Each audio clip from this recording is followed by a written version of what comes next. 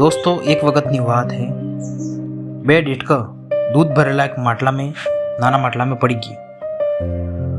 માટલા में પડી ગઈ તો બહાર નીકળવાની ઘણી કોશિશ કરી. મેં ડાકી ડાકીને થાકો પણ નહીં નીકળો.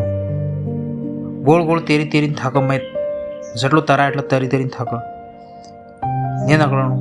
તે અણને નીકળવા બદલે કોઈ ખાસ નેસે કાટી જગા મળે તો તે માથે અહીંથી છલાંગ લગાવીને નીકળી. હવે दूध में छलांग लगावी પણ છલાંગ પૂરી થઈને બહાર નહીં નીકળે. કાફી મુશ્કેલ થઈ ગયું દોસ્તો. એટલા મેં એક મેંઢક કે ભાઈ હું તો થાકી ગયો, હવે મારા કને કોઈ ઉપાય હે નહીં, મરવા સિવાય કોઈ ઉપાય નહીં, હું થાકી ગયો. પેલો આમ કે હું તો કોશિશ કरूँगा જેટલી વાર નકળાય નહીં એટલી વાર. મારું કી પહેલી વાત એટલી કોશિશ કरूँगा જેટલી વાર નકળાય નહીં. પેલો તો નહીં તેરા એમ કરીને બીજો તો એ હિંમત હારી ને મટકાને પેંદામાં જતો રહ્યો લીટકો ને એ તે ભાઈ ડૂબીને મરી ગયો. બીજું જે મેંઢક તો બીજું લીટકો જે તો કાફી કોશિશ કરી, આનોડા પલોડે નકળવા બદલે ઘણી કોશિશ કરી, કેક તો રસ્તો મળે ગયો. તેના માટલામાં જેટલો ચક્કર લગાવ્યા કે એ ચક્કર લગાવી તેના માટલામાં જે દૂધ હતું એ દહીં બની ગયું, ખાટી છતાં ગઈ.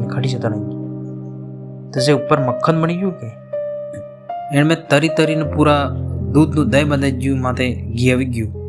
એના માથે ઊભું રહીને એના મેઢકે ડેટકે ફેર છલાંગ લગાવી પછી બહારને આવી ગયું દોસ્તો, બહારને નીકળી ગયું.